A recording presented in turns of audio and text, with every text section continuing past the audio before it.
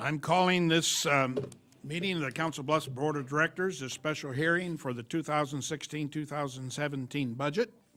Let the record show that all board members are present for this hearing.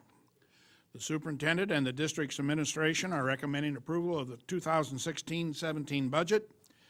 I asked Dr. Bruckner or her designee to quickly review the recommendation.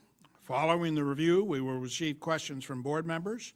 When board members have completed their questions, we will take questions from others who are present. The official board action on the 2016-17 budget will be determined during the regular meeting, which is scheduled to follow immediately after this public hearing. So let's have our presentation. I believe Mr. Wilson is Mr. going Wilson. to present. I noticed in President Grove's comments, he said quickly review, so we'll go through this quickly. This is the annual budget public hearing where we review the budget that we're going to certify with the county and with the state. Essentially, as I've pointed out in prior years, this is really just a compliance document. It finalizes the tax levy and it calculates, it's based on the calculation of what the state aid increase, the supplemental aid was provided to us. It does not reflect a line item budget. This budget is kind of an overarching number. We don't have a line item budget. We won't have one until probably summer to fall. And it also estimates, excuse me, it also estimates the changes in spending authority for the next year. The budget assumptions used is we had supplemental state aid of 2.25%, which is almost $1.5 million. We have certified enrollment of 9,126 students, which is up about 25 students from the prior year. And the way that Iowa finance works is that if your enrollment goes up, you get a little bit more money. If it goes down, you get a little less money. Estimated increases in wages and benefits will be roughly $2.2 million. Estimated increases in other costs are about $800,000. A large chunk of that is for a curriculum adoption that we have put off a year. And we're looking at no staff additions for the next year. I thought this would be an interesting graph to put in here. This is the state funding increase trend line from 1974 to 2017. And I put that trend line in there. You can definitely see where the trend is going here. And we are facing, obviously, we talked at some prior meetings about some large budget cuts next 2 years because state aid is not keeping pace with the increases in costs. This is the history of our tax levy. The bar on the far right, 16-17, you'll see that the levy is the same as it is for the 15-16 year. We had that promise in there, which I'll get to in a minute. But you can see that our levy has maintained or slightly decreased over the last few years. This is the enrollment trend. We've had a nice increase in enrollment since 13-14, which is where our low was. And so the certified levy, the district is proposing to keep the same levy as 15-16 due to our promise regarding the successful voter PEPAL ballot initiative. Inside of our budget is a cash reserve levy of about $3.5 million, which we use for the cash to pay for the special education deficit, dropout prevention, and some other mandates that the state doesn't fund. Hopefully you can see that. I try to blow that up as much as I can. This is the levy rate on the aid and levy worksheet that we'll be filing with the county. The first circle, the $1.34, shows it's reflective of the voter PEPAL. We increased it from 67 cents to $1.34 based on voter approval. And the grand total down there is roughly this, it is the same as last year. I just put a valuation comparative here for you so you could see what the effect of a levy is on this. I assume for a residential and a commercial $150,000 valued property. You can see that the taxable portion of that for residential is a little more than half. And then there's a homestead credit that they also give. So roughly half of the valuation of the property is actually taxed. For commercial, it's about 90%. It is 90%. And that would be the tax amount on those two categories, residential and commercial, based on the current levy. So just to let you know how much we would collect in taxes for that. The last slide is kind of an interesting slide. This is the taxable valuation per student. Council Bluffs is in the red there, the red bar. We have about $223,520 per student property valuation in our school district, which is below the average. The state median is $339,539. The state average is $305,878. We are above the state minimum, but what we are is a property poor tax school district, and that's why our levy, when people compare levy rates, they say, geez, your levy rate's higher than the other one. Well, you can't go by that. You have to go by what the valuation is of the property in your district, and you have to set the levy accordingly. We ran this number, although I don't have it up, but we ran this number for the surrounding districts around us. We are the lowest of all the districts around us. So our valuation is an issue for us and doesn't allow us to levy as much cash for operations as we would like. Are there any questions that the board may have? This is our chance, board members. Thank you, Mr. Wilson. That was a very effective presentation. Appreciate that. And I should point out that tax rate of $1,300 something, that's the school tax. That's not the total property tax. That's the school tax, that's correct. Yeah. Yeah. Are there questions from the audience about any of the comments that Mr. Wilson made? Okay, seeing none, we'll close this hearing. And I call to order the regular board meeting. Mr. Wilson, will you call the roll? Mr. Arthur. Here. Mr. LaFurla. Here. Mr. Kazire. Present. Dr. Algress. Here. Ms. Riley. Present. Mr. Hanson. Present. Mr. Grove. Present. Will you stand and join me for a moment of silence and followed by the Pledge of Allegiance?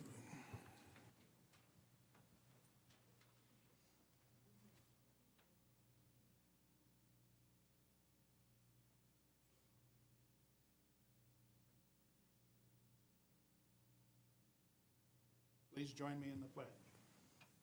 I pledge allegiance to the flag of the United States of America and to the republic for which it stands, one nation, under God, indivisible, with liberty and justice for all. Thank you.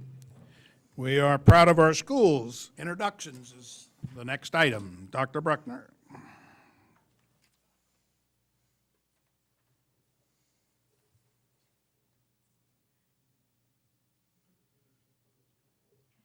We are proud of our schools. Board members thought that you all showed up for the budget hearing tonight. But nobody wanted to say anything. We have the opportunity tonight to recognize some wonderful students and also some wonderful employees. So I'm going to start with students. And first of all, I want to talk about HOSA 2016. Tucker Career and College Center students represented our community at the annual Health Occupation Students of America Spring Leadership Conference. Students who placed in the top 3 of their category are eligible to compete at the HOSA International Leadership Conference. We want to recognize each of them and celebrate their accomplishments at the state level. We're proud to recognize these students tonight. They are joined by their instructor, Patty Pettit. Patty, would you come on up and show us your beautiful face? Tucker Center Principal, Kyle Forney. And Administrative Assistant, Beth Adams. Beth's over here. Beth's over here, photographer extraordinaire. We will read each student's name along with their state achievements. Students, would you please join me at the podium as your names are called? And parents, you're invited to stand as your child's name is called. A few of these students have earned medals in more than one category. In the category of behavioral health, which is a knowledge event, we had 3 top medal winners. In third place was an Iowa School for the Deaf student who is a HOSA member attending the Tucker Center and Tucker Career and College Center. Elizabeth Van Camp, please join me at the podium.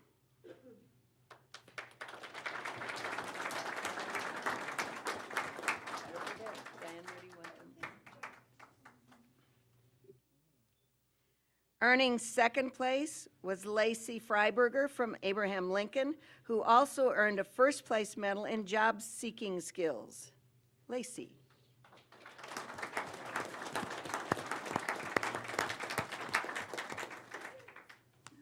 Earning first place in this category was Candace Mayfield from Thomas Jefferson. Candace also earned third place in prepared speaking.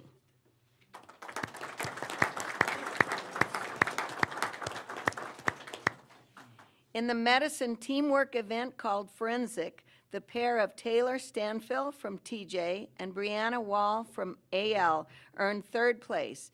Brianna also placed first in sports medicine.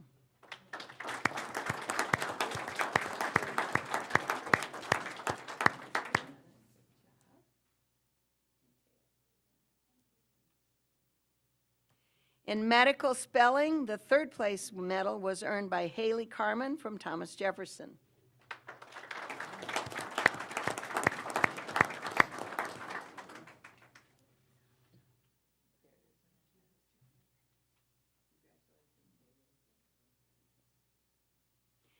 We are very proud of all of you. Thank you very much, Mrs. Pettit, for letting these students work with us all year, and we're so proud of your accomplishments. If you want to come up and take pictures up here, you're certainly welcome to. Don't move for a minute. No, you want to move.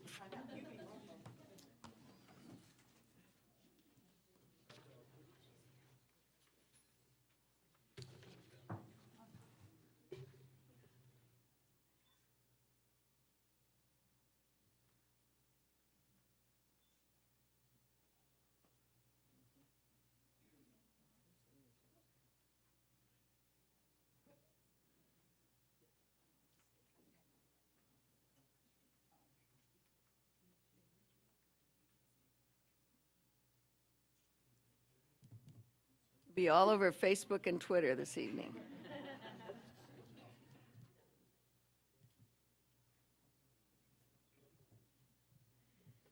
We would also like to show you how proud of our schools we are for all state speech students.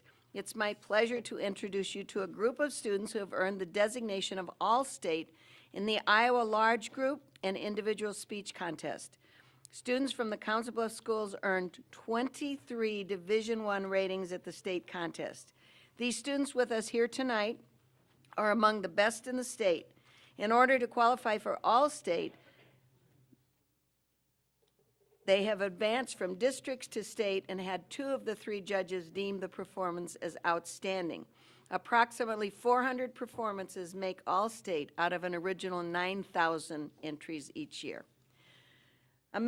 At Abraham Lincoln High School junior, Dylan Gibson was honored last year with the unique accomplishment of qualifying for Iowa All-State Speech in 2 categories, acting and improvisational acting.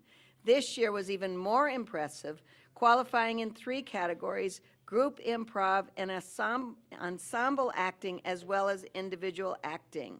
Dylan, come let us see.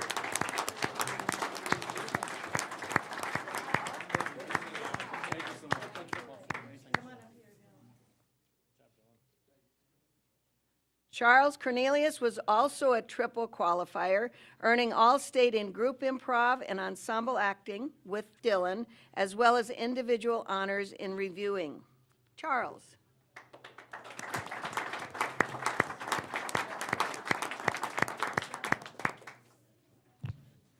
Other All-Staters include Hunter Gibson for individual acting,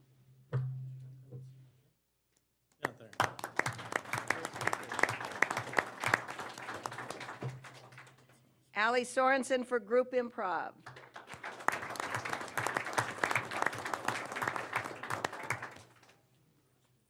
Olivia Cooper for group improv.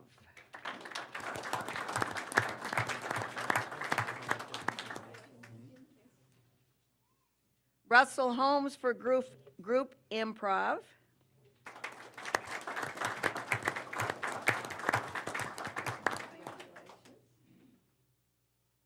Devin Boland for group improv.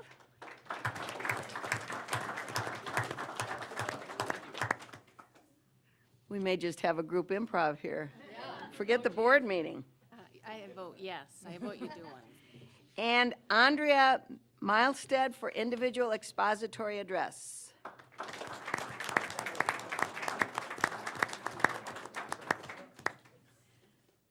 The following all-state speech students were not able to join us due to other commitments: Colton Mahood and Paige Amick for group improv, and James Johnson for individual public address. Students, the Board Star Student Awards are our highest way of recognizing you for your good work. We want to thank you for representing our school district so well. Congratulations.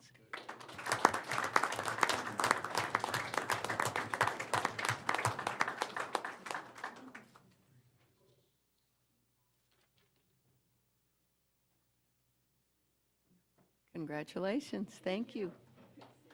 Good job.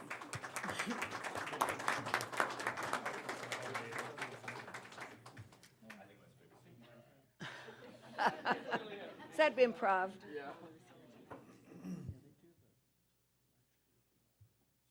We are also very pleased to let you know who the coach is for many of these students. Dirk Waller. Show us where you are, Dirk. There, hiding in the back. I saw him right before he was leaving for this contest, and he said if he had to hear one more speech, he might crack. But it was all worth it. It was a great, great season. Great season. We are also proud of our DECA students, so let me tell you about that. We're celebrating the accomplishments of students who earned honors at the DECA State Career Development Conference held in February. Although 19 students represented our school district at the state level, we've invited to this meeting the 8 students who earned first or second place in their respective categories of the competition. We want to present the District Star Award to these standouts as they prepare to compete in the International Career Development Conference and competition in Nashville the last week of April. They are supported here tonight by Abraham Lincoln DECA sponsor, Christine Nicholson. Christine. And Thomas Jefferson DECA sponsor, Matt Renshaw.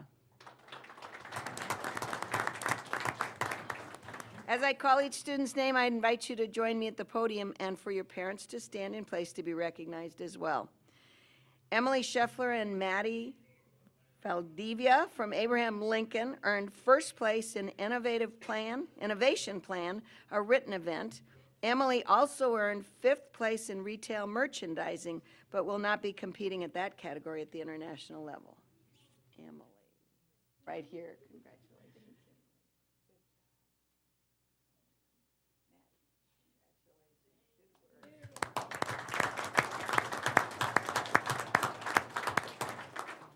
Brendan Hartman from Abraham Lincoln earned first place in food marketing.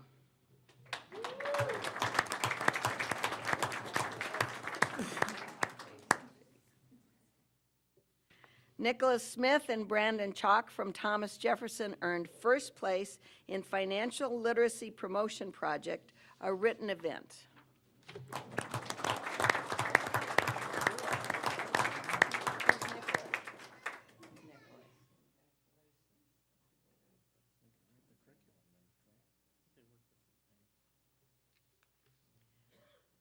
Olivia Nyman, Haley Carmen, and Sadie Andrews from Thomas Jefferson earned second place in Buying and Merchandising Operations Research, a written event. Each of these students also earned awards in other categories at the state level, but won't be competing in those categories.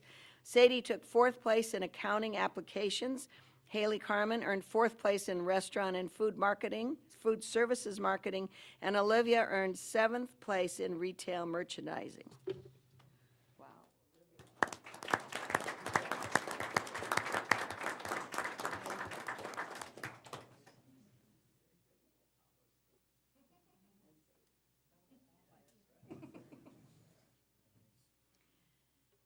Other students earned 4th through 7th place during the state competition. We are extremely proud of all of our DECA students who show off our good skills every single year.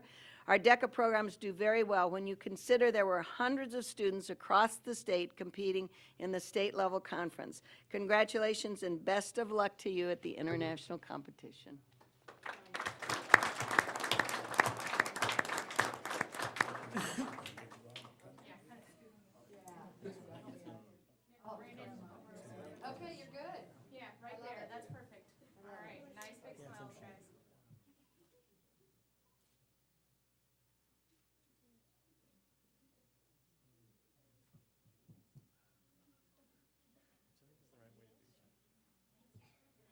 And Matt and I would just like to say thank you to the board and our principals and our superintendent for recognizing the importance of CTSOs and providing these kids these invaluable experiences. We appreciate your help. Thank you.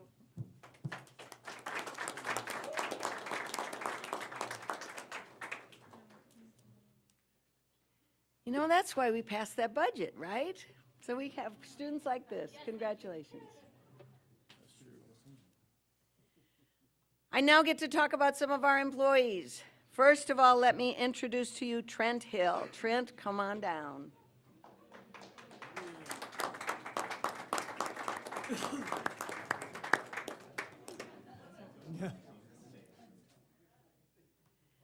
Trent has 3 little boys here who have been waiting for about 3 hours for this.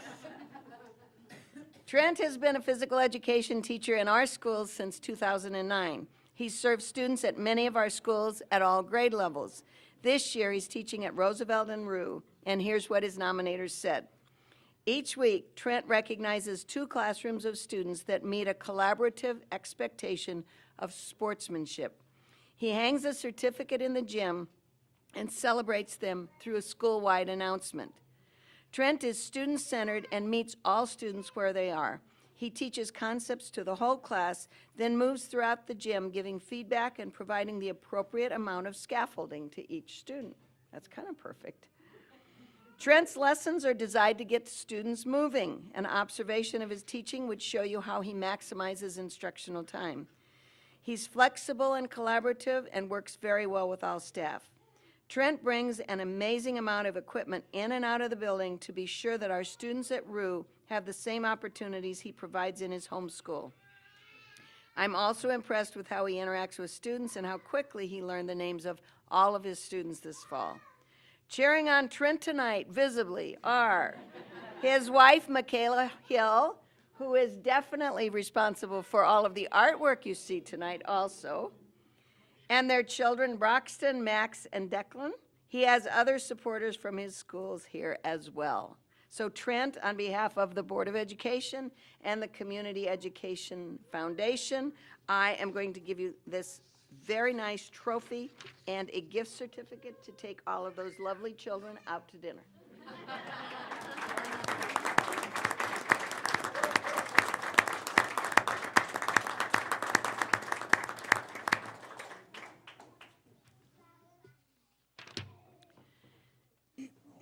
It was worth it.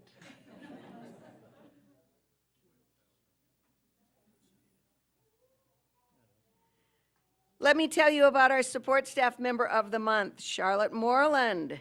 She has been with the Council Bluffs Schools at Thomas Jefferson High School since 2007. Here's what her nominators said. Charlotte has an important job and she does it very well. As the attendance secretary, she takes care of students. She works with them and with parents to provide the support they need. Being on the front line, she welcomes visitors and greets students who may be arriving late or need to leave early. She's an asset to fellow staff members and is faithful in her role. We are fortunate to have Charlotte on our staff, and we appreciate her very much. She is joined here tonight by Thomas Jefferson Principal Todd Barnett, as well as 6 of her family members. Let me tell you who they are. Her daughter, Michelle, her granddaughter, Christina, her grandson, Alex, her daughter, Nikki, and her son, Matt, and granddaughter, Zoe, are all here with us to cheer on Charlotte. Charlotte, come on down.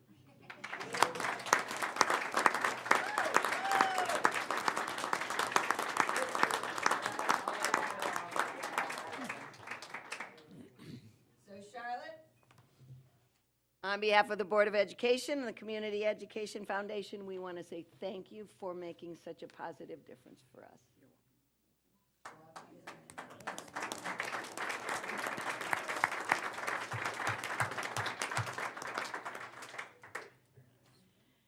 And my final recognition tonight is for our substitute of the trimester for April 2016, Rhonda Croson. Here is what her nominators said about her from Longfellow Elementary School. My experience with Rhonda has always been wonderful. When I'm planning to be gone, such as for a personal day, she does a great job of teaching the planned material. when I'm gone last minute and don't have time to prepare good lesson plans. Who wrote that? She cheerfully makes it work, whatever I have for her. Most importantly, she loves subbing and she loves the kids. When I see Rhonda in our building, she always brings a smile to my face as I see her smiling always. She's pleasant and positive to students. Her friendly and relaxed nature puts students and teachers at ease, knowing their classroom will be safe, orderly, and business as usual for the day. Rhonda is a highly skilled professional who is compassionate about student achievement. Upon returning from my absences, my students' academic growth was remarkable, as if I were there instructing. She's always asking for ways to improve her instruction. The rapport that Rhonda establishes with students and staff is amazing. Council Bluffs School District is lucky to have a highly qualified sub as Rhonda. Rhonda's husband James is here with her tonight. Congratulations, Rhonda.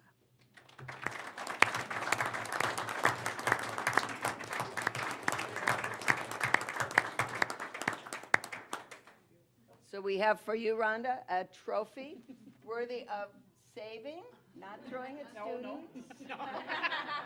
And a gift certificate from the Community Ed Foundation, so you know how much we appreciate you. Thank you very much. And Rhonda got off work for her other job so that she could be here with us, so thank you, Rhonda. Congratulations to everybody that was honored tonight. It's kind of appropriate we have all this recognition when we do our budget tonight, because that's the reason we have a budget, so we can do things like this. Thanks to everybody.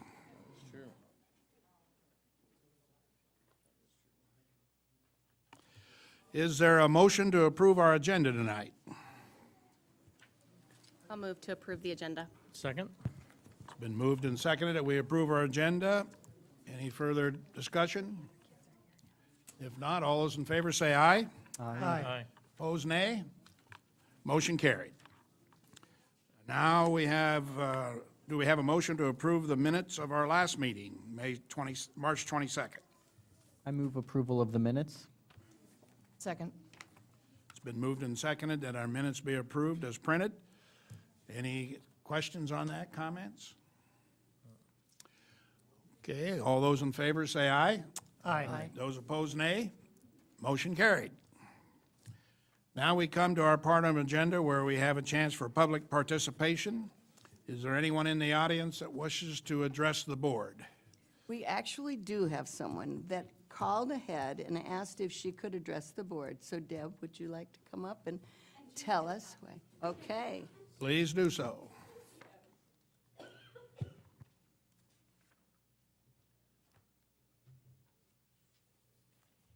My name is Deb Weilage, and I work with Family Inc. Jean is going to pass out, we have some brochures that we wanted to share with you about our agency in case you didn't know. We're a nonprofit that work with children and families between the age of 0 and 5 or preschool or kindergarten. And every year for probably, I think it's probably close to 16 years now, we have had a Dr. Seuss Literacy Night. The past probably 6 years, Dr. Bruckner has come and read a Dr. Seuss book for us, as well as many others in the community that are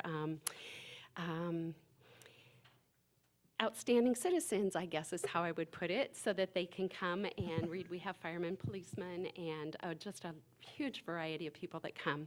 In your packet, you will find this article. It says Family Inc. 2016 Dr. Seuss Literacy Night.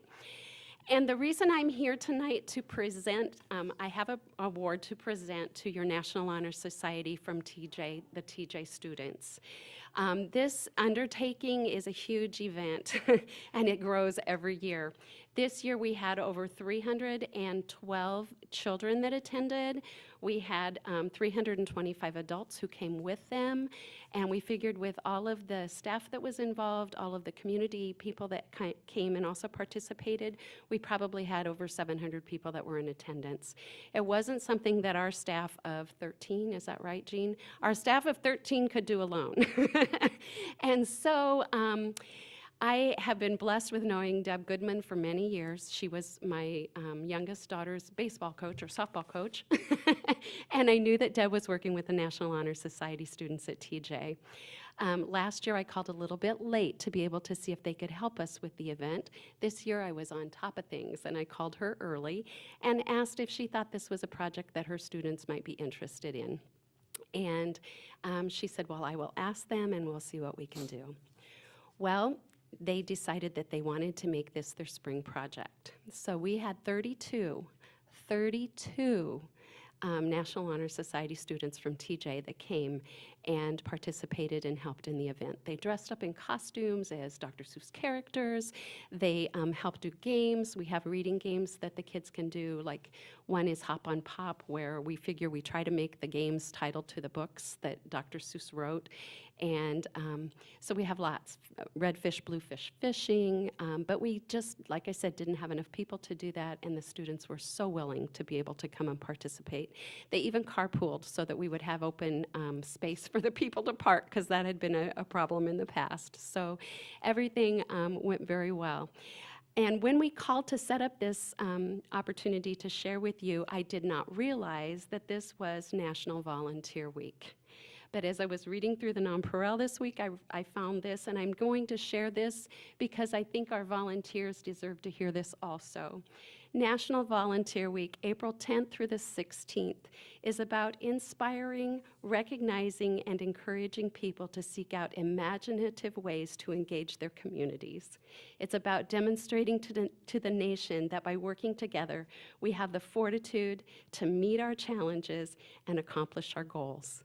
And I think we did that with our Dr. Seuss night. We also had over 300, and I think it was probably 325 children that went home with a free Dr. Seuss book also for attending. So if Alejandro and Seth will come forward, I have a plaque I'd like to present to them.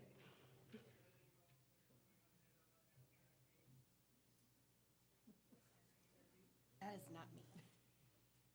The plaque reads, Thomas Jefferson National Honor Society, for the enormous impact of your 105 volunteer hours in making the 20th Dr. Seuss Literacy event a success.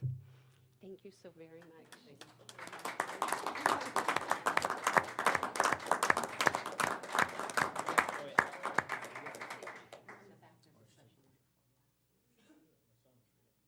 Oh, you can't see it. You'll have to open it to see it.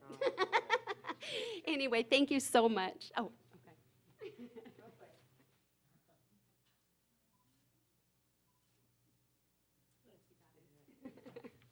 Thank you so much for letting me present that to you. Just a little bit about our home visitation program. We serve all of Pot County, and what we do is we go in and we work with 0 to 5, letting the parents know that they're their best teacher. And you know what we hope? To make all of your jobs easier, to get those kids with a book in their hand and make their first steps into kindergarten a successful one, that they will graduate and be productive citizens of our community. And I just want to also give a shout out. We have the National Parents as Teacher Parent Educator of the Year right here in Council Bluffs. She is the first in the state of Iowa to receive this award. We're very, very proud of Deb, and want you guys all to know that we have one of the best right here, Deb Weilige. Thank you.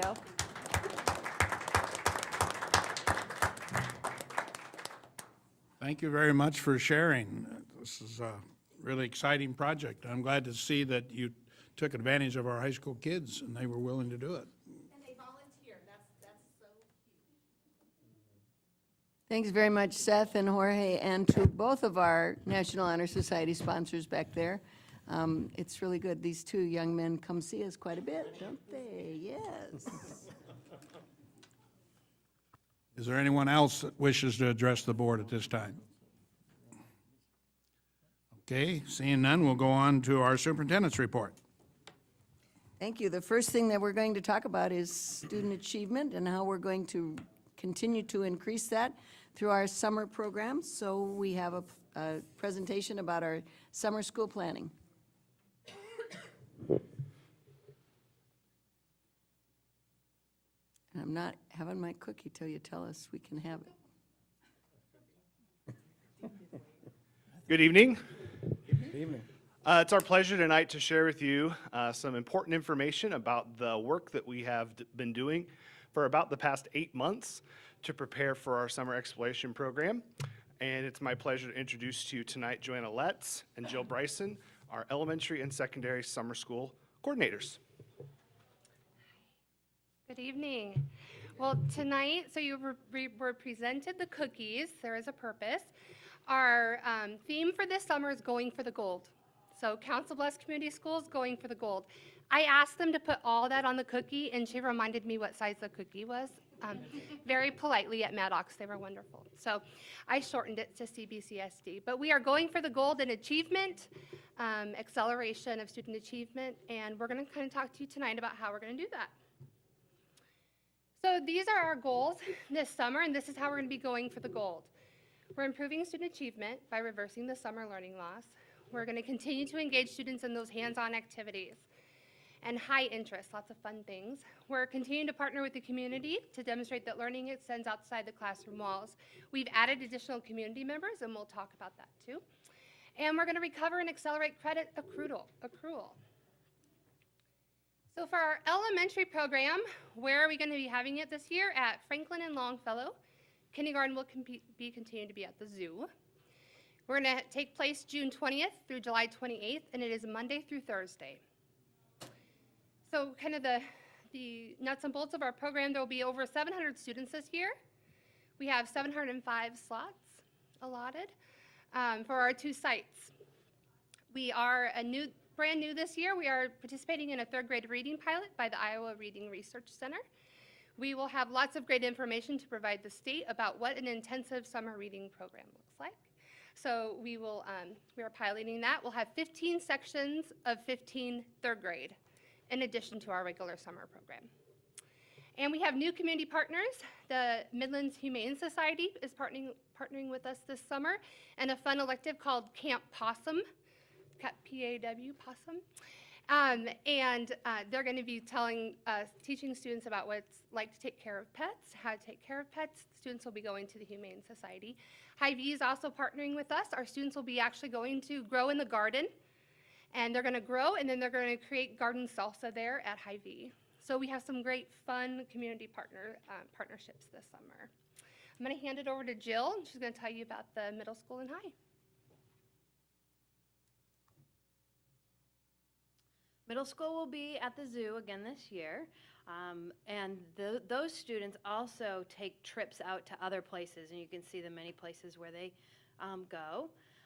This year, middle school is at a different time or different dates, different weeks than what elementary is, but middle school and high school are the same weeks. It's June 13th through July 7th for classes. Graduation is on the 8th. You'll all be receiving an invitation. You are welcome to attend. We'd love to see you there. The program is from Monday through Thursday, just like elementary school. And with middle school, they have a showcase of learning on July 7th at the zoo. Again, you all are cordially invited to attend. That's where the kids are going to be showing off their culminating projects, what they've really learned about while they have done summer exploration. In middle school, what we know about middle level learners is that they need to draw upon background knowledge in order to attach new knowledge inside their brains. And so part of the purpose of middle school, summer school, is to build some of that background knowledge and some of the experiences for kids. One of the other purposes of middle school, summer school, is to have students experience learning outside the traditional 4 walls of a school building, that they can be learning anywhere they go, and that learning can be exciting, and that they can direct some of that learning and have ownership into what they're learning about. We are shooting for 150 students. Actually, we're kind of shooting a little beyond the 150 students because we definitely are focused on attendance for middle school this year. It's inquiry-based. They're going to be discovering, and we're going to have them engaged in lots of hands-on activities. In high school, summer school, the students will be at Thomas Jefferson High School this year. It has been at Wilson in the past, but we have some exciting rewiring going on at Wilson this summer. So we need to go somewhere where we know that fire alarms and PA systems will be working when we have that many students in the building. We had 167 students attend last year with high school. It's kind of a double-edged sword. Do we want more students? Well, maybe if they need to recover credits, but we'd kind of like to have the students get all their credits to begin with and not have so many that need to do summer school in the end. So we really focus on the percent achievement or earning of credits. Last year, math was our lowest percentage for finishing a credit. So this year, we have 2 math teachers so that we can really attack that, and we're responding to that information that we gained from last year. Kids are mostly going to be doing credit recovery, but some of them will be doing some acceleration. We had a couple kids last year, you may recall, who graduated early, and they had some pretty high goals and things that they were getting into right away at the end of the summer. One was going to military, another one was going to college. Students, again, like last year, will be able to do courses online, or they can do some standard-based projects that will show proficiency for that particular project, or it can be a combination of the two. So we have short-term goals and long-term goals. For the short-term goals, and what we're continuing to work on right now at this point in the school year is to get those students in, get the curriculum ironed out, to take a look at the schedules, make sure that we have the transportation ready, that we have all of the guest speakers and the partners all signed up and scheduled smoothly. We'll evaluate the impact of the program as we move through the program and at the end of the program. And then when we start thinking about the long-term goals, that's where we're going to continue to foster that relationship with Iowa West Foundation and looking at analyzing the data from that 3rd grade pilot for reading. Any questions? What are the times during the day? For middle school, it is, I believe middle school is 8 to 2:30, right around there. High school, there's a site supervisor for middle school. So while I am very involved in that program, I don't have those times memorized. In high school, the students will be there from 8 to noon. In elementary, students come in for breakfast at 8:30 and 8:45 promptly. Instruction will begin. And the afternoon is when they have their electives, and then at 3:15 we dismiss. Other questions? I guess the Iowa West funding of this is, I see we say continue collaboration with them. They continue to fund it. I'm going to mention when we talk about strategic planning that our partnership with the Iowa Reading Research Center this year is giving us some additional funding that's very helpful. Iowa West keeps funding it, keeps looking at it, and have not necessarily made any promises about how long that will last. But we have responded to some of their suggestions in the past, right? We As far have. as accountability and, We have. One of the things that's different this year is that we extended to 6 weeks last year because we thought 4 weeks wasn't enough, but we also want to be a best place to work and recognize the hard work that our teachers do. So this year, our classes are Monday through Thursday so that our teachers can have kind of a little bit different schedule in the summer to have 3-day weekends on a regular basis. So. you finished? Dave? I just have a question regarding, how has the Iowa Reading Resource Center given you a timeline when they would have the data analyzed and get it back to you so that we can make those adjustments or corrections? Because I know their state information doesn't flow very quickly out of the Department of Education, so I didn't. We are working really closely with Dr. Deborah Reed.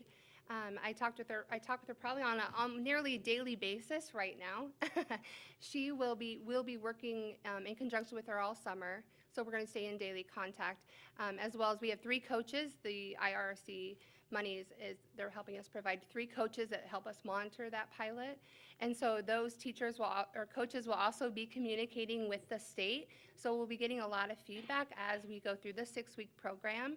And then at the end, you know, Marty Schudak's already been crunching numbers and things for the IRC and working with us as well. So it's going to be an ongoing, I see it as an ongoing, continual thing. Like I say, we're continuing contact with them, and then we'll be doing that when we wrap up the program. But we have a lot of staff that is helping us to do that. It's also really interesting because the Reading Research Council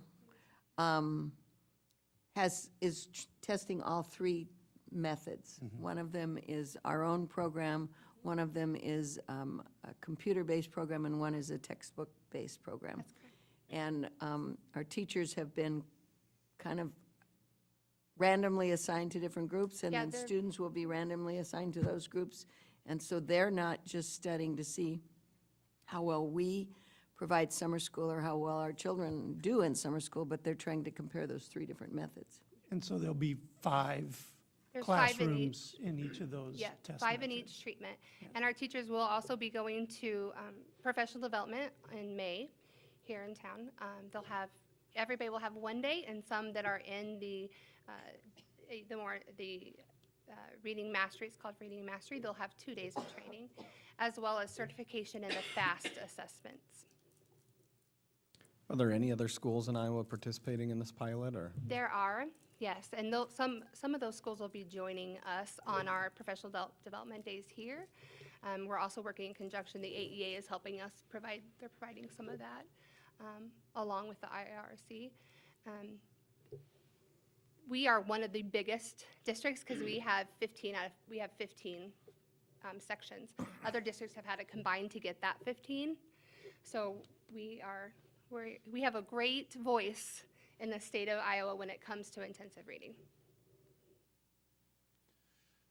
If my rough estimate is correct, we're serving about 1,000 kids at all levels for summer school? Yeah, that's going to be, yep, That's pretty good, I think, out of it is, really 9,000. ambitious. We're going for the gold. Good. I like your enthusiasm. My question is, how many teachers are involved in that? I have 48 teachers at the elementary level. That includes, I also have 6 interventionists. I have 3 coaches, and yeah, lots of staff. And I have 8 paras to help us with that as well. And these are all our current For all employees? Yes, current employees or soon-to-be employees. We also grabbed from the very talented student-teacher pool that will be teaching with us in the fall. We grabbed some of those great talented staff members as well. So they'll have a head start before school starts with the CB That's good. curriculum. Yeah, it's exciting. I have 7 high school teachers and 6 middle school teachers, and then a middle school site supervisor. Okay, thank you. And again, they're all our current employees. They're all our current employees. I'm impressed we have that many people giving up some of their summertime to do this. Yes, This is great. And it has been attractive to teachers, too. You have some choice, huh? Oh, yeah, there was lots of choice. Interviews for all of them. Very extensive interviews, same thing at the elementary level, very extensive interviews. And, but we really have very talented staff that will be on board for us this summer. Great, thank you. Other questions? So long-term, it's safe to assume that outside funding is critical for the continuation of most or all of, It's safe to These assume that, programs? yes. Safe. Actually, the conversation right now at the legislature changes day to day. The most recent information I read today is that the legislature may put off the implementation of the 3rd grade requirement. You have to read proficiently or go to summer school or be retained. They may put that off a year because at this point, there's no money provided for doing this the year after.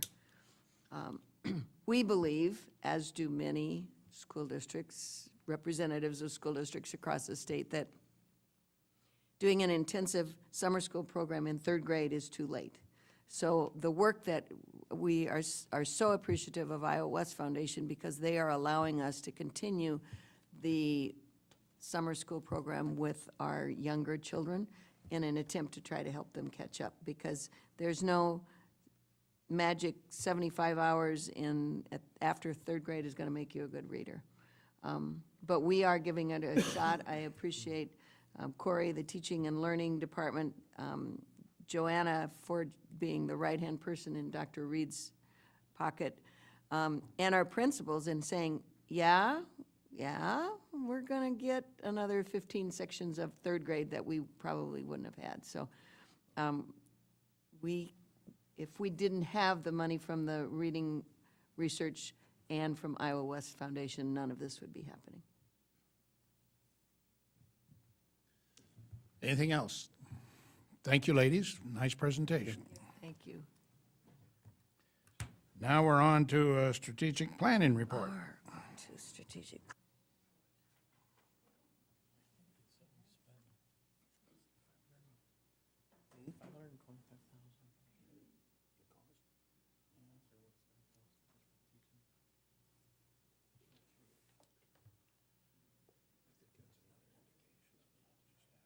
Left and right arrow, okay.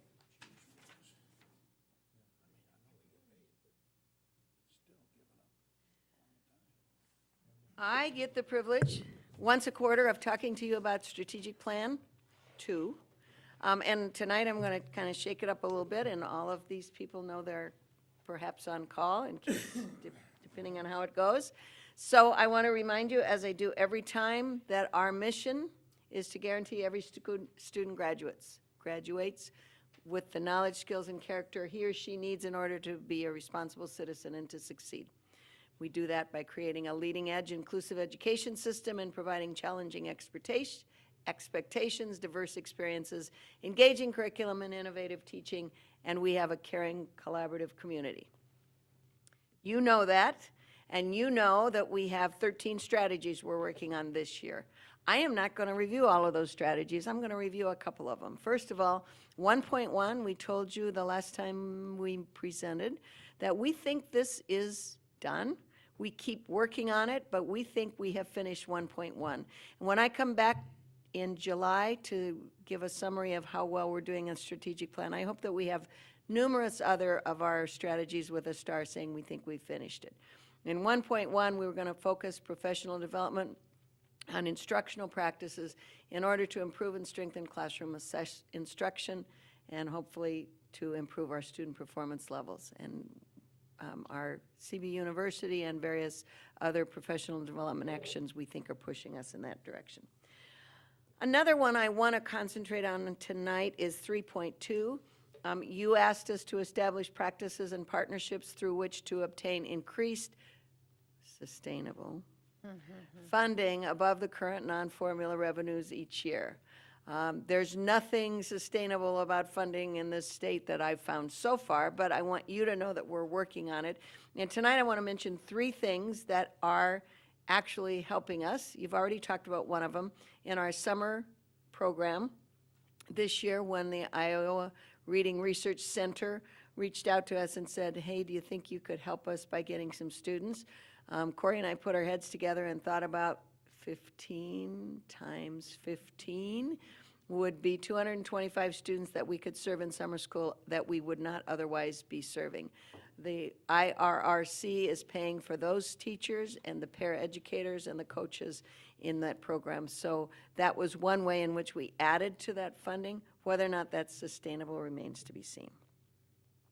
Secondly, in a little bitty thing in the consent agenda, you are going to thank 6 or 7 different organizations for contributing to our summer academy this year.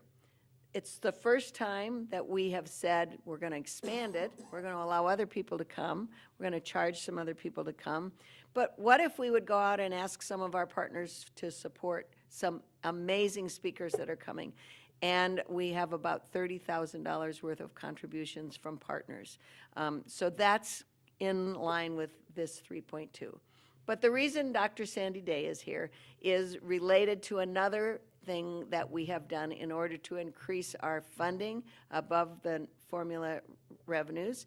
And you know, because we announced it in ABC Notes, but We have been given our third 21st Century Community Learning Center grant, and Sandy is the impetus behind that and the person that's making it happen. So I asked her to come tonight and to just kind of give you a summary of what that's going to entail. So Sandy. Good evening, everybody. Hello. How are you? Well. Isn't this just exciting? Okay, I really apologize for my excitement, and a lot of times people around me tell me I have to just idle it down. Right, Mr. LaFurla? No He's one comment. of our major partners on our high school grant. So the Friday we were on break recently, Dr. Bruckner and I received a wonderful email from our state consultant, Vic Jarvis, that told us that we were the second school district in the entire state to be awarded what would be consistent with an entire pathway K through 12 21st Century Community Learning Grant. We were just thrilled to death. And I have to tell you, this started, I was lucky enough to be hired here October 12th, and it was literally that week that many people in this room sat down around a computer and said, should we go for this or not? We created a real tight team, partly at the schools, partly here in this building, and then with many, many community partners. I'll talk about a couple of those in a minute. And we decided in about, 6 weeks that we were going to pull this together.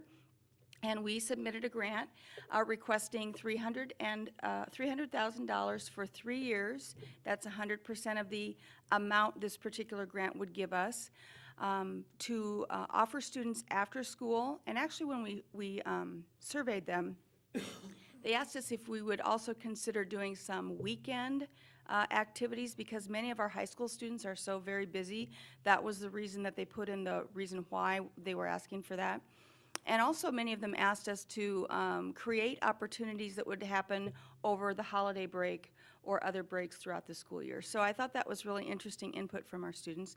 So we're planning on that as well. That's how we, one of the pieces we put in there.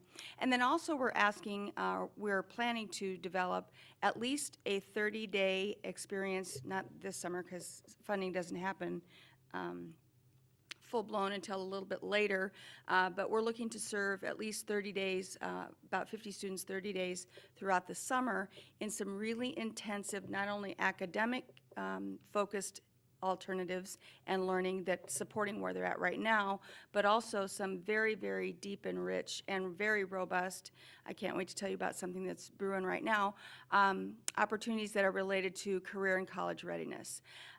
So the way this grant works, and it's really kind of interesting, when we were talking about whether or not we wanted to actually provide this funding for our students, and I have a lot of history writing grants in another district, and the question about sustainability is always an interesting one, because this particular grant says that you will receive funding for 3 years at 100%. If you pass all of your evaluations, which we will, you can for the next 2 years receive 75% of that original award. So throughout 5 years, we would be receiving $1,350,000, but then at the end of the 5th year, we can reapply. And so when I went to a technical writing conference in October in Des Moines to learn about this, because one of the things I wanted to bring back here is once we get these programs in place, and if we can't get them funded again, we're going to leave students high and dry, and we don't want to do that. I spoke with several people from different school districts. Des Moines was the one that had the most long history receiving 21st Century Community Learning Awards, and they have received them for 20 years in a row at the middle level and elementary level. They don't have any high school programs with 21st Century at this time. So I was encouraged by that, and the more I've worked with Vic Jarvis going forward so far with the elementary and middle school programs, it's very clear to me that the state is wanting to support programs that really work.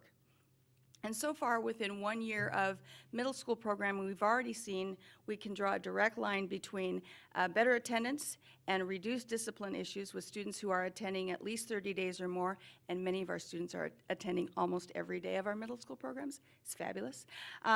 We're tightening up that line between student achievement, what's required during the day, and what we're offering in the after-school programs. We're tightening those up, and that's exactly how we're approaching the high school wonderful programming. We're looking exactly at state standards, district standards, and creating units going forward that fit those standards and matching students who have needs about those standards that are maybe falling short, a little bit of a gap, and getting them to the next level.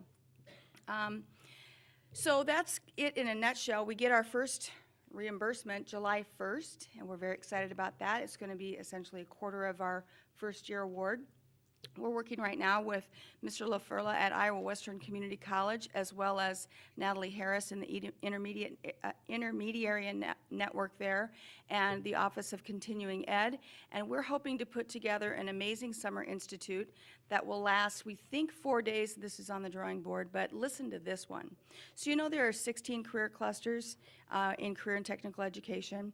We're wanting to focus on 8 of those, and this is going to be student interest driven. So we're going to survey students and find out what career clusters are they looking at. We're going to focus on 8 because we're afraid we don't want to do 16 and get ourselves all crazy whacked out.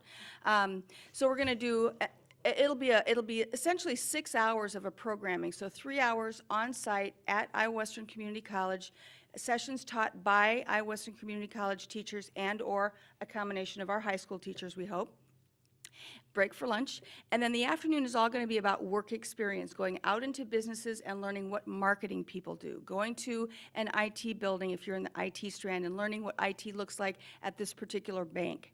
And they're going to be posed a problem, I don't know at what point, but they'll be posed a problem in these small groups, and they're going to need to work on those problems in the morning and then into the afternoon activities, where they're going to try to solve this problem. And the thing they're going to come out with on the end is skills that have to do with those soft skills that employers are telling us that they need very, very much: working together, communication, stick-to-itiveness, and those kinds of things. And then they're going to do a presentation to maybe some of you. Definitely me, because I want to see what they came up with after that intensive week of work at Iowa Western. And that's going to take place, we believe, this summer. Second and third week of July, I think, is where we're looking at. So I can't wait to bring our students back here to tell you what they did, because I have a feeling it's going to knock your socks off. Your socks will be knocked completely off. Okay. I went through that really quickly. I left you a little sheet. I think Mrs. McVeigh might have dropped this off for you. This is just the abstract. It's the 2-page abstract. If anybody wants the full application, it really was only 31 pages long. It's not that long. So if you would like it, I can give you all of that. Just let me know, and I'll be happy to send it to you. But any other initial questions? Anybody have questions or comments? It does sound exciting. It is exciting. Could I bring some students back in a few, or like right after school starts, and let you Sure. know how it went? We always like to have students Okay, here. super.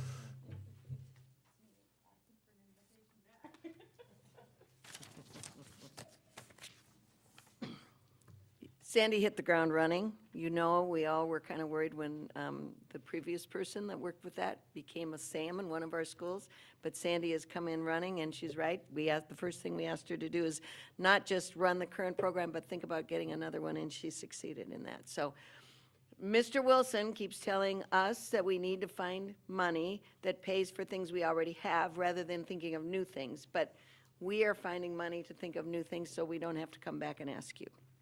So that's 2 of our strategies. What I want to do very quickly is to just open this up.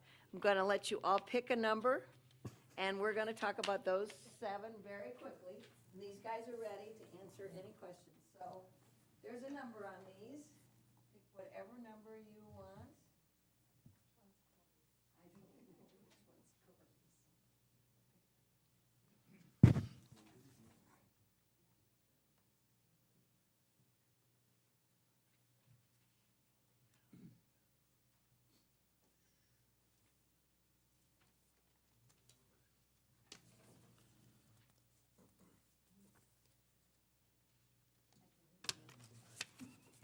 Okay, we are going to be ready to discuss very briefly, 2 minutes each or less, whatever numbers you picked. So let's go, starting, did anyone pick 1.2?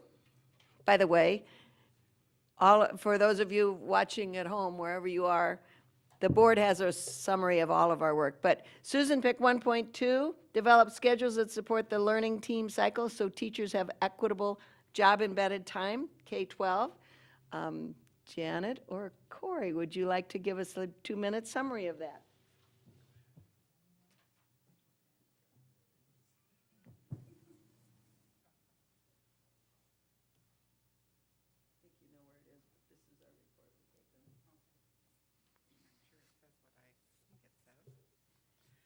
Essentially, we've been working with our human resource lead team on this particular plan initiative, and we came up with a proposal that would provide for 120 minutes of job-embedded plan time at the elementary for classroom teachers. That time would be comprised with before and after school time when students, when they are not with students. So it could include time that they're not doing recess duty or doing lunch duties. It could be time during specials. What we realized very quickly when we took it to the principals, however, is that not all things are the same, obviously, among buildings. So the principals now are kind of dealing with that proposal, breaking it down, figuring out how could they implement that consistently. The additional part of that is also that they have a large number of professional learning community time, team time, that they also have to build into that schedule for teachers. And so they are working very diligently right now trying to figure out exactly how they'll make those two things work. And our goal is to have a proposal and an implementation certainly by next year. Appreciate it. How about 1.4? Did anyone pick that? Whoa, there is one. Clearly communicate information to the community about achievement of school system, our schools, including sharing of student performance results. Diane and Corey. Yes. Corey's just directing everyone else. Good evening. So we know that we share a lot of great information at the building and district level, but it has not been as intentional as this strategic plan calls us to do. So it's really making sense for all of our various audiences, the kinds of information that we collect and that students provide us so that we can then alter what we do to their benefit. So it is about, and you've seen the data wall in our Brown room, clearly sharing with folks the important data that shows how our students are progressing. The communications lead team is going to be reviewing a draft brochure that they agree will have the right information that they know parents want to know on an annual basis. So really just making sure every building can share the same information and have it digestible for parents, and then also thinking of new ways to share that through a variety of tools, but being really intentional about sharing what it is that we want people to know about our schools. And this is all leading to, similar to lots of our strategies in the twos, and that is making sure that people have a positive impression of what we're doing in our schools because we're proud of it and we want them to know. So this is organizing it for for the community so that they can ask good questions and we can provide good answers. And will this information be available at the recycling center as well? So that they don't throw the brochures away. Sorry. Online brochures, lots of good ways to communicate. Point well taken. Iowa City reference. Thanks, Diane. Just some levity there. Anyone pick 2.1? 2.2, oh, I should tell you, 2.1 is to increase family engagement across our district. Anyone pick 2.3? I got that one. Chris. District-wide program to increase area business, district connections, and awareness of strengths. Diane again. Great. Well, we know we have a lot of great connections with businesses. Our Career and Technical Advisory Committee and all of the work that's done really partners strongly and takes advantage of the expertise that our businesses can provide students. What we know is that if we can share, similar to what I was visiting about briefly just a few moments ago, if our business community is aware of the strengths that our students are gaining in their high school experience, and they can advise us similarly to what they're needing in their workforce, we can then partner to make sure they know that our schools, our students are being prepared to contribute to the economy in the future. And I think, again, making sure that our school district has the reputation it deserves in terms of providing for students, having our business community being champions for us in doing this as well. So making sure that we find out who all is partnering with us already, what do they want to know about our schools, and how can they best learn about what's going on in our schools to make it effective for information for them. So those are the kinds of things that we will be focusing on here in the coming months. Diane, is that list shared with parents of who our community partners are? It sure could be. We certainly have a breadth of them, from having special nights at restaurants to support our students to those who work directly with students like our banks in our schools. There's such a breadth of them and such a depth, and to make that more widely available would be a really great thing to do. As a parent, I would love to know who's contributing. It may persuade me to support them in return. Excellent, excellent. And it doesn't have to be in funding. A lot of times it's No. in their resource and in their expertise and their time.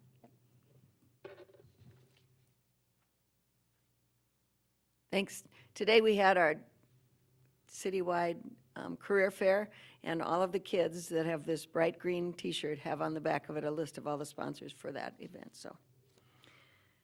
Did anyone pick 2.4? Positive program to ensure initial interactions with our staff members are positive. 3.2? Whoa. Oh, we already talked about that. That's why it's not there. 4.1? Okay, develop a comprehensive approach to provide all district employees with necessary training, support, and resources to be effective in their positions. Corey or Janet? Corey, it's about your turn.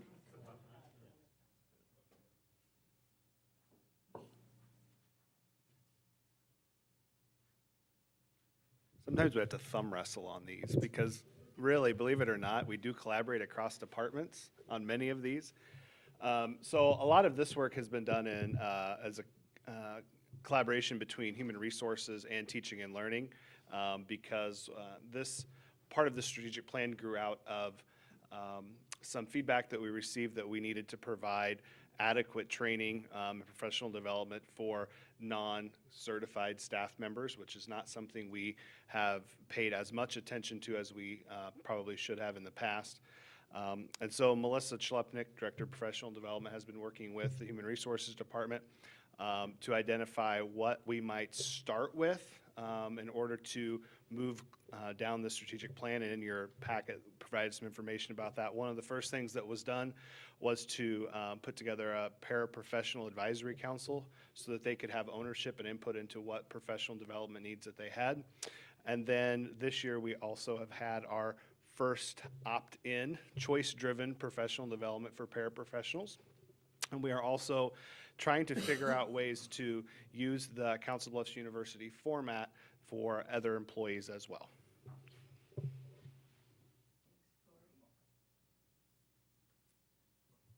Anyone have 4.3? What we're going to do is implement building and department-specific surveys. We've done that in many cases through HumanX. We want to keep pushing it forward, so we do some customer relations work there. And establish protocols for voicing staff concerns was a part that was left over from last year. Anyone have 5.1? I really wish I had that one. Oh, wait. Like, I really wish I had that one. You're a board member. If you'd like a report on that, we could have Corey come on back. I have 5.1. It's my favorite one. I like that one too. Yeah, 5.1, that's an important one.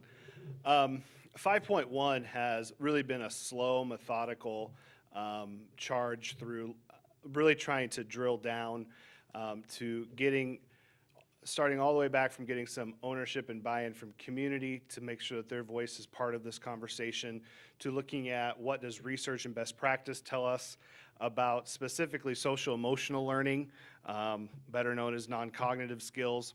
And I'll be very honest with you, this plan, we do plan to hold over until next year. We will not finish with it this year. for a variety of reasons. One is I think we are in what I would consider a perfect storm opportunity to take advantage of some of the momentum behind us looking at what are the key outcomes we expect for students to demonstrate future readiness. We've kind of we wanted to change the dynamic a little bit because college and career readiness has become the newest buzzword in education, but future ready is about all students being ready for that next step in their life, whatever it may be. We also have some individual teams that are currently working right now on what we can do to look at our high school programming, specifically with, we are at some very early investigation stages on what does a diploma mean and how does that relate to future readiness. And obviously, you've heard me report in the past that we are very, very, very concerned about how many students we're sending to post-secondary and how they are being successful or not being successful once they get to post-secondary. So this plan has kind of taken on a life of its own. It's gone beyond just identifying indicators, which we started with. Had we just stuck to meeting the letter of the law of the strategic plan, we could have ticked off the indicators and been done with it months ago. But we really thought that the team, the intent of the team was for us to really identify what we expect students to demonstrate in order to be college ready and career ready. And that starts long before they enter 9th grade.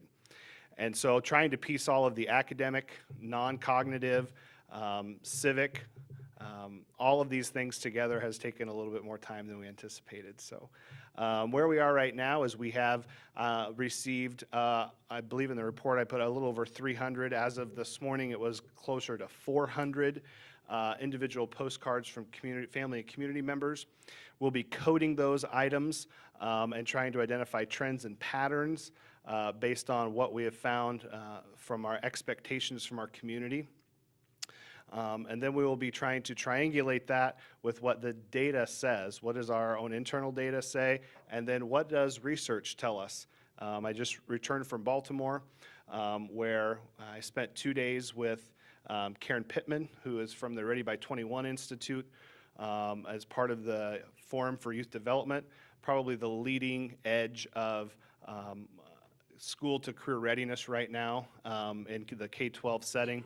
And we were able to take back from that time together, I think, a much more focused approach to what is really the academic literature tell us about the things that we know kids need to demonstrate beyond academic learning in order to be successful after high school. And believe it or not, the academic piece is probably the easiest to tackle. That's kind of where we're at.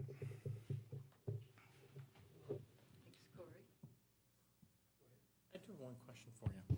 With the third grade reading requirement, the IRRC, is how much of this might tie into that? Well, like I mentioned, future readiness starts long before students get into high school. And if you look at, some have called it pipelines, some I've seen it called leak analysis, but really the continuum is from the cradle to career. And we have to take a comprehensive approach to looking at what are the things that kids need to demonstrate and what are the indicators that we have to demonstrate that show us whether or not they've been successful all the way along the continuum. And just focusing on what happens in a high school, to me, is like just taking medicine. Yeah, you can treat some of the symptoms, but you probably will never get to the root cause of either why students drop out, or why students fail to graduate on time, or why students don't attend post-secondary, or why students aren't successful once they get to post-secondary. We can't continue to just look at 9th, 10th, 11th, and 12th grade. It does go back earlier than that. In fact, there's a lot of research that says that if you really want to impact from a community level your graduation rate, start to look at your things that happen birth to 3. Now, that doesn't mean that we can solve all problems by looking at birth to 3, but birth to 3 is a huge part of it, as is early access to high-quality preschool programming, as is reading by 3rd grade, as is being on track in math by the end of 8th grade, as is being on track to graduate by the end of 9th grade, and having enough credits to graduate. So I just kind of outlined for you some indicators. Those are all academic, though. And there are a lot of non-academic indicators along the way, like how do we teach kids how to persevere? How do we teach them how to be self-reliant and have efficacy? How do we teach them how to have initiative and demonstrate agency in their own lives? Those are all things that probably were not taught in most practitioner prep programs. I know they were not taught in mine, but we have to figure out how to help kids develop those skills because they are just as important, if not more important, than the book knowledge that comes from the Iowa Core Standards.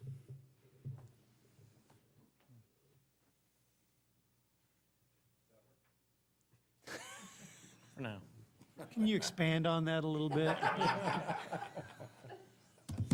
Our strategic plan was really ahead of its time because this conversation, as Corey has pointed out, is one that's going on not just in Council Bluffs, but across the nation. In fact, I was sitting behind the screen at the superintendent's conference in February, at which point AESA was releasing their own data related to college and career readiness and what we should measure.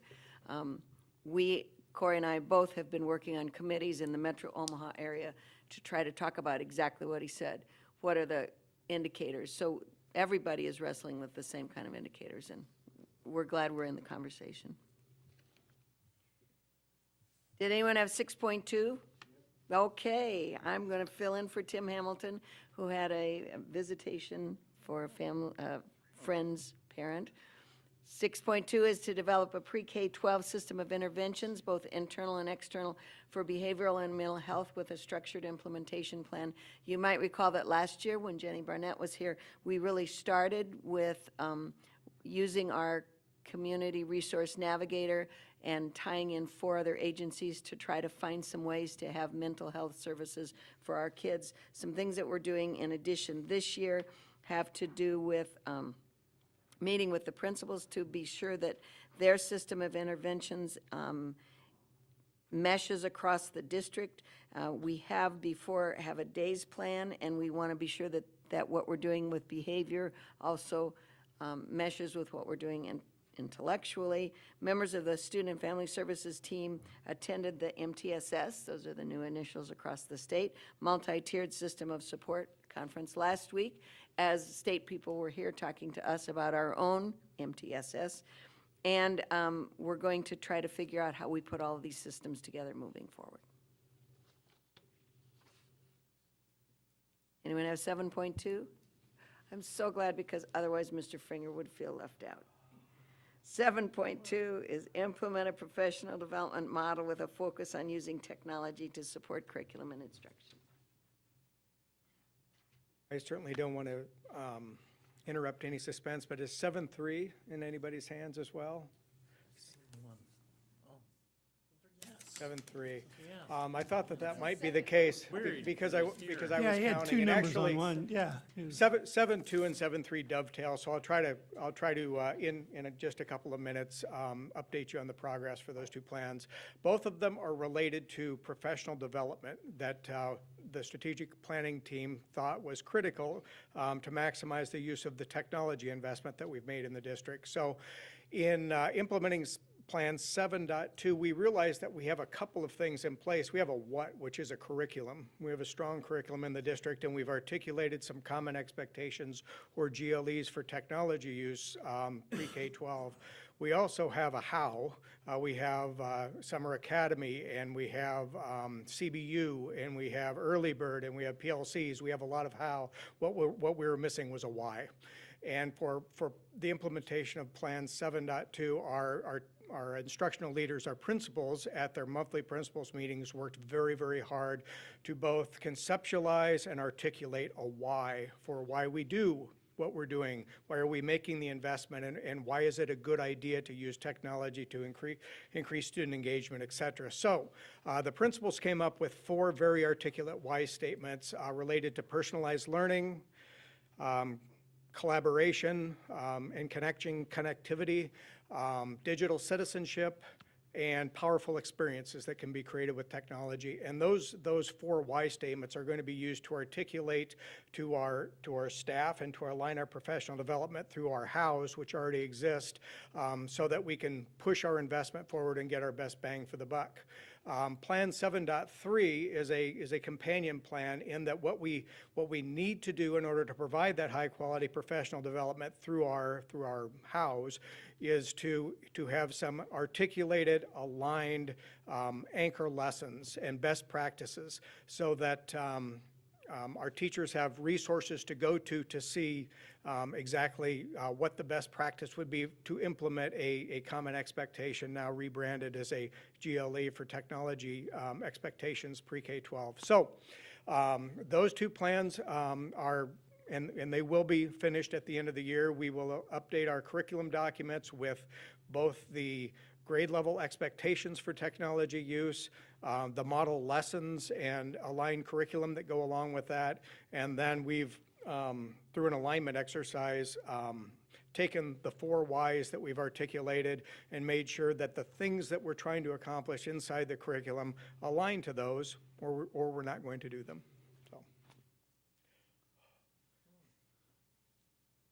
So will those snippets of information be available through the CBU, or where the staff member could just say, hey, you know, I need a refresher. I just need to go back and look at this 2-minute video or whatnot? Yes, So it's- as a matter of fact, the why statements are really the foundation for the work, and our curriculum documents are articulated pacing guides and curriculum documents that exist in all content areas and at all grade levels will be articulated with these lessons at the right time with the resources, just like any other expectation that our teachers have for their curriculum in their grade level or classroom. So. In addition, we're going to roll out at Summer Academy this year some focused workshop sessions, one based on each of the 4 why statements. Purposeful connections, what is that? What are some ideas that you could use in your classroom to provide purposeful connections using technology for your students while teaching the curriculum and aligning with the Iowa core standards that we're charged to do. So that'll be really the kickoff activity in Summer Academy, and then throughout CBU, any technology offering that would be available to our staff would be aligned with those 4 whys and would have the toolbox of the work that's being done on Plan 7.3 with the model lessons and aligned activities, et cetera, resources.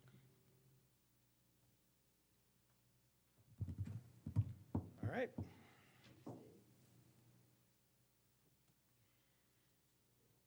Everything we do is to work towards that mission of guaranteeing students graduate with the skills and talents and dispositions they need to be successful.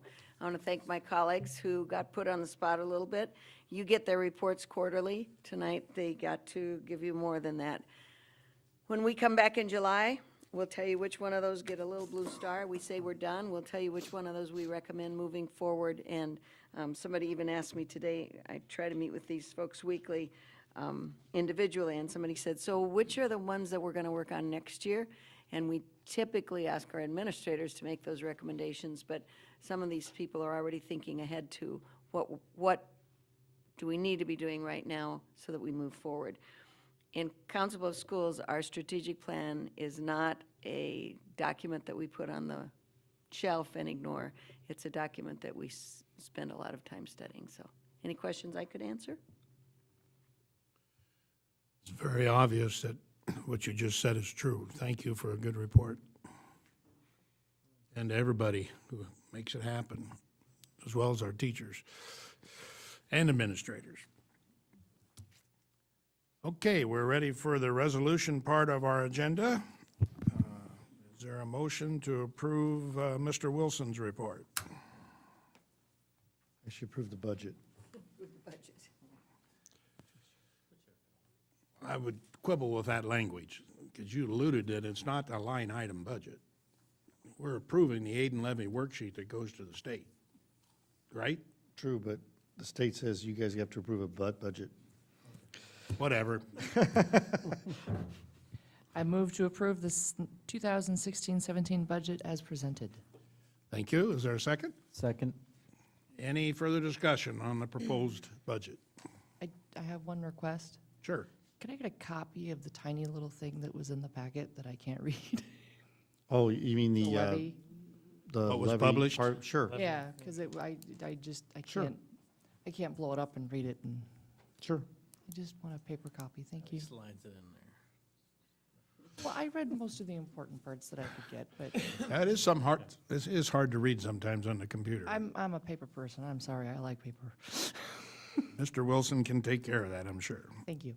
Any further questions or comments about the motion? If not, will you call the roll, Mr. Wilson? Ms. Riley? Yes. Mr. Hanson? Yes. Mr. Arthur? Yes. Mr. LaFurla? Yes. Mr. Kazire? Yes. Dr. Ogres? Yes. Mr. Grove? Yes, and the motion carries. Next up, we have award of bid number 16-00011, Wilson Middle School Fire Alarm Intercom and Clock Project. Thank you so much to Stacy Pettit for being here to answer any questions you might have. I can move to approve the award of bid 16-011 for the Wilson Middle School Fire Alarm Intercom and Clock Project to Atlas Electric LLC of Bellevue, Nebraska, in the amount of $293,268. Thank you. Is there a second? Second. It's been moved and seconded to approve that bid. Any questions, further discussion? You're happy with the person that's got the low bid? Okay. Mr. Wilson, will you call the roll? Mr. Arthur? Yes. Mr. LaFurla? Yes. Mr. Kazire? Yes. Dr. Ogres? Yes. Ms. Riley? Yes. Mr. Hanson? Yes. Mr. Grove? Yes, and the motion carries. Next up, award of bid for managed copy print.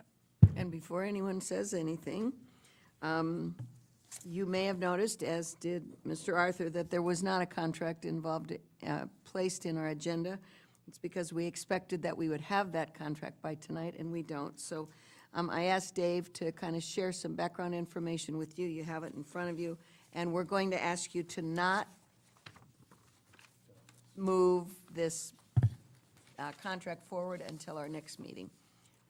But Dave, you want to just kind of talk through what they have in front of them?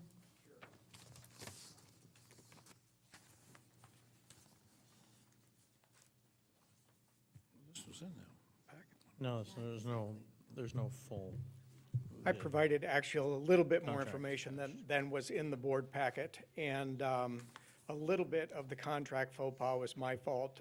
We are still dotting the i's and crossing the t's, and I thought it would be ready to do, but it's not.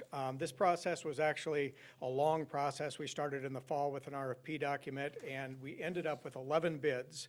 From those 11 bids, we chose 4 finalists, and those 4 finalists are in the document and also on the display. Midwest Office Automation was both the low bid and also both the best value as determined by the evaluation team. The other contenders, Marco, Eeks Office Solutions, and Benchmark, who is the incumbent vendor who provides Xerox solutions. The numbers that you see in the far right column are the estimated total yearly cost for copy print, which includes both the lease, the service, the supplies, and also our estimated volume. And we're always hoping to reduce the amount we print, so these numbers would be as high as they could ever, as they would be. We've been in a constant decline over the last 5 years in our print volume, and we would anticipate that would continue. But based on our current volume, this would be the spend based on a one-year estimated volume. You'll notice that all of the vendors reduce the per-page cost significantly. As it turns out, black and white, which is the most often printed document, the click charge has been reduced from half a cent a page to 0.0045 cents a page, which doesn't seem like a lot, but when you're talking about 1 million copies, it adds up to a significant amount.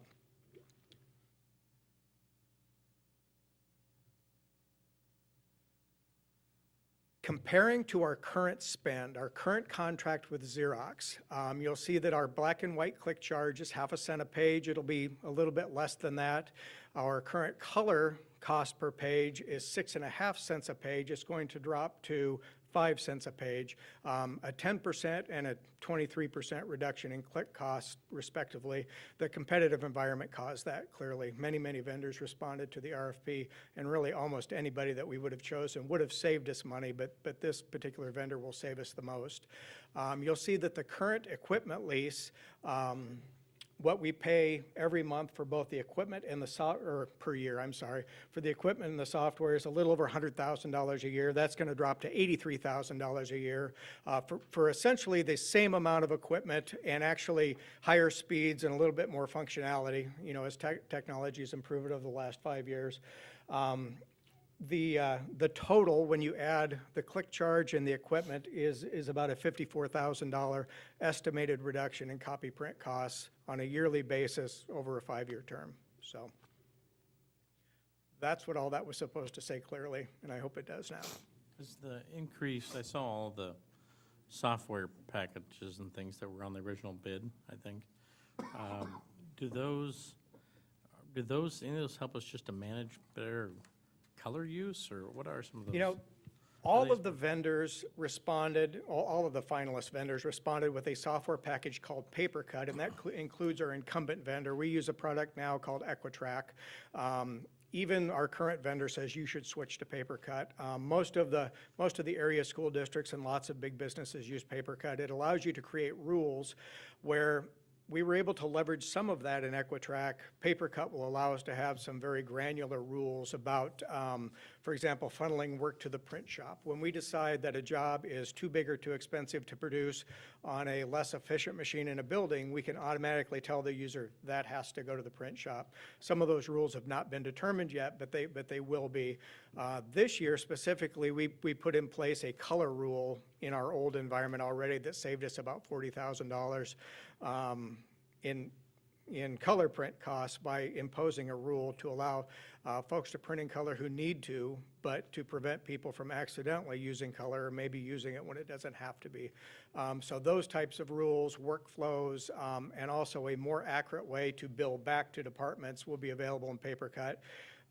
Dean's administrative assistant, Jamie McCullough, spends a lot of time trying to figure out how much to bill SPED for copy print. Going to be pretty easy with PaperCut because of the reporting that'll be inside. So much more efficient. So will we have extra savings then, potentially from that I don't want to, software, I or- never want to overpromise and underdeliver. I know that we will save $50,000 a year, and I believe that it will be more than that, gain from both efficiency and rules, and as we might, migrate towards a more digital curriculum, et cetera, there will be less and less need to put toner to paper, we hope. But there'll always be some, clearly. Pretty remarkable. Yeah, the market. Decrease in cost? The market drove this. It's a very competitive environment. I never expected 11 vendors to respond. And Is this a 1-year deal? It'll be a 5-year deal. Ah. It'll be a 5-year deal. That's even As better. was the first one that we're ending right now. And the first one was really a major leap for us Yeah. because we went from a lot of people doing a lot of different things to a very organized way, so it was a big deal, So we will bring the contract and include it in the packet that goes out at our next meeting if all of the Ts are crossed and Is are dotted by then. They will be. Thank you. I just have one question. They have to implement this by end of June? July 1. July 1. Is July that- 1's the go-live date, and the former contract sunsets on June 30th. Is that tough if we push this out till May 10th? I was assured by the vendor today that we'll be fine. I believe that they're going to start getting equipment into the supply chain without a signed contract, which is benevolent on their part. And, I think they trust our organization to do the right thing, so. And I might just say, Dave is being very proactive in wanting to let this company have the time they need to get everything ready. And since we are you're going to, hopefully in a minute, postpone or cancel our next April meeting. We were trying to get it on this one on purpose, so it was very intentional, just didn't quite work out, but we think we'll have it ready for whatever next meeting we have. Sounds good. Okay, then we'll take the award of bid for E-rate. Is there a motion for that? Yeah, I can move to approve the bid for Category 1 E-rate eligible voice services with Cox Business at a cost of $10 per month per line, $5 per month per line district out-of-pocket costs after 50% E-rate discount. Thank you. Is there a second? Second. Thank you. We have a motion moved and seconded. Any further discussion? Will you call the roll, Mr. Wilson? Mr. Arthur? Yes. Ms. Riley? Yes. Mr. LaFurla? Yes. Mr. Kazire? Yes. Dr. Ogres? Mr. Hanson? Yes. Mr. Grove? Yes, and the motion carries. Next is another Category 2 E-rate. Is there a motion for that? I move to approve the bid for Category 2 E-rate eligible network hardware and wireless support with SmartWave Technologies at a cost of $99,355, $14,903.25 district out-of-pocket cost after 85% E-rate discount. Thank you. Is there a second? Second. Any further discussion? This E-rate business is a federal program that requires rebates on telephone and that kind of service, right? Okay, would you call the roll, Mr. Wilson? Ms. Riley? Yes. Mr. Arthur? Yes. Mr. LaFurla? Yes. Mr. Kazire? Yes. Dr. Ogres? Yes. Mr. Hanson? Yes. Mr. Grove? Yes, and the motion carries. And finally, we have a third E-rate. Is there a motion for that? I move to approve the bid for Category 2 E-rate eligible network hardware with Riverside Technologies, Inc. at a cost of $7,845.50, $1,384.50 district out-of-pocket cost after 85% E-rate discount. Thank you. Is there a second? Second. Thank you. Any further questions, discussion? Would you call the roll, Mr. Wilson? Dr. Ogres? Yes. Ms. Riley? Yes. Mr. Arthur? Yes. Mr. LaFurla? Yes. Mr. Kazire? Yes. Mr. Hanson? Yes. Mr. Grove? Yes, and the motion is approved. Now we have our motion to cancel the next board meeting. Is there a motion? Yeah, I'll move to cancel the April 26, 2016 board meeting. I'll second that. Okay, sounds like we're in summer schedule already. It's been moved and seconded. Any further discussion?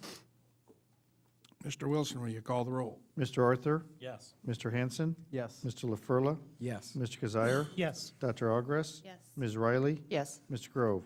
Yes, and the motion is approved. And our last motion is some board policies. Is there a motion? I move to approve the first reading of the policies as presented. Second. It's been moved and seconded. I think I should read those so the public knows. It's 502, compulsory attendance, 504, open enrollment, 517, student medication administration, 527, student wellness, 620, field trips, 621, student guidance and counseling program, and 907, campaigns or activities for fundraising. Those are the policies we're approving for first reading. And I make a note and thank, Dave Kazire called to our attention that we have an error in policy 620. We inadvertently crossed out the words field trips and they should not have been stricken. So when you talk about it, that first sentence should say the Board of Directors authorizes building administrators to approve field trips, and then goes on from there. Thank you. I have another So one. we are striking the word appropriate from that first sentence? We're assuming. Yes, we are. We're assuming that they will only approve them if they're appropriate.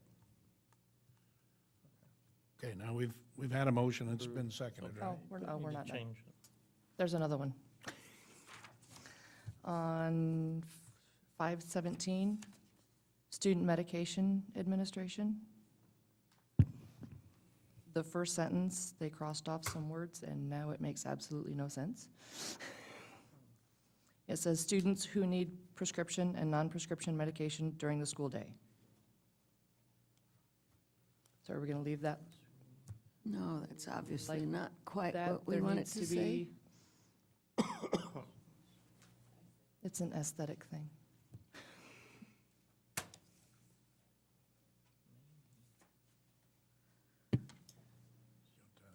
So it appears that it's defining what the policy is in that first sentence. What is, students may.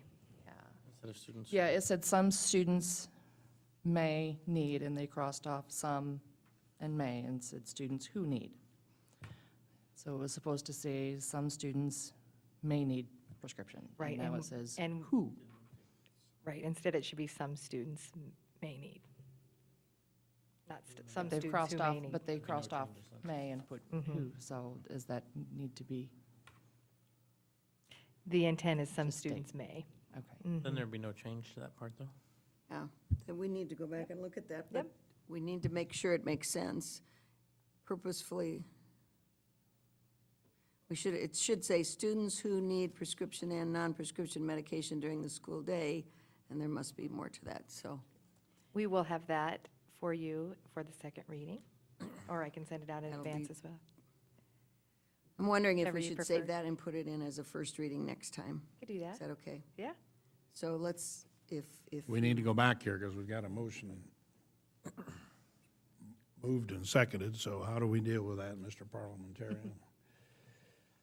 Well, we have our second reading, so I mean, those corrections can be made before the second reading, and if we're not happy with those corrections at that time, we can move those items individually from the, So what you're saying, we can go ahead and approve the motion with that understanding? yeah.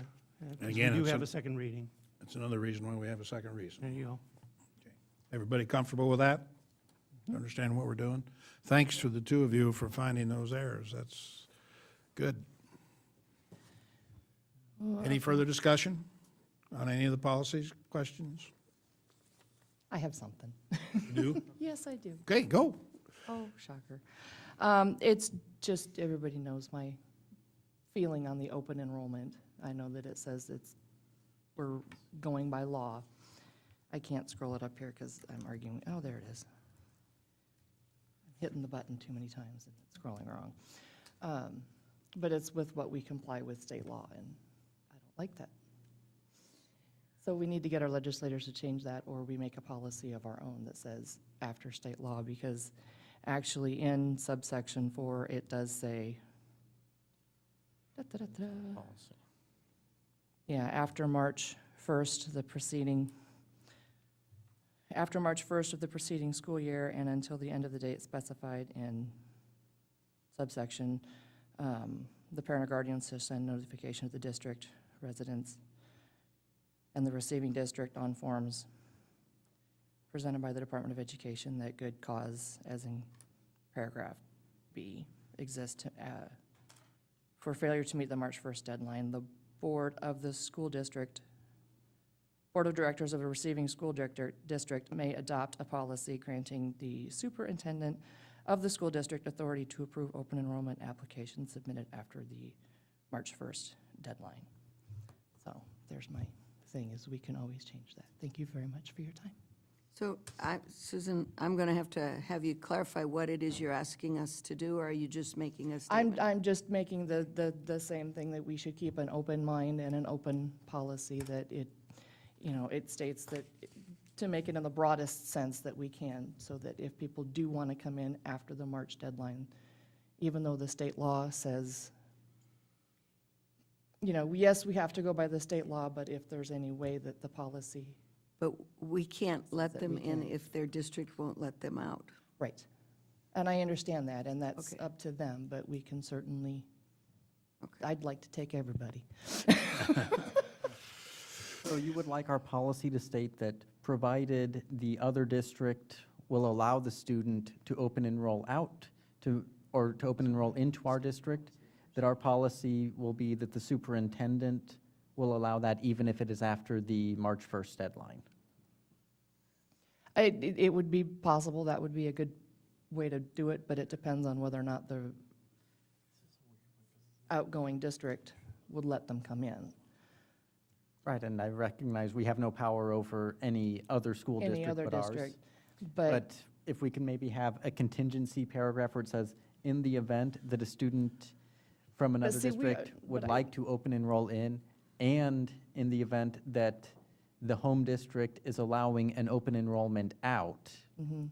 then the superintendent has the authority to accept the open enrollment in after the March 1st deadline. Right, so. Isn't that what it That's says? what it That's what the says. state law says. That's what it already says. Now, is this, I guess, is this the only open enrollment policy we have? Is this brief part here? 'Cause it seems to talk a lot about transportation. Does anyone know? Diane might have an answer to that. Diane is our policy queen. Policy queen.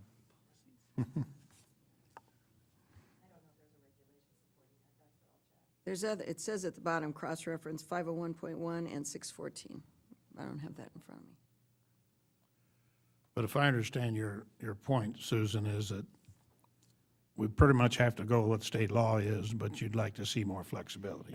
Yes, if there's any way, yes, we have to comply with law, and I think that they should change so they can let them go where they want to go, when they want to go, within, reason, and that's what the law is within reason, but I'd like us to be flexible on the other side also, that we can get them in here if we can.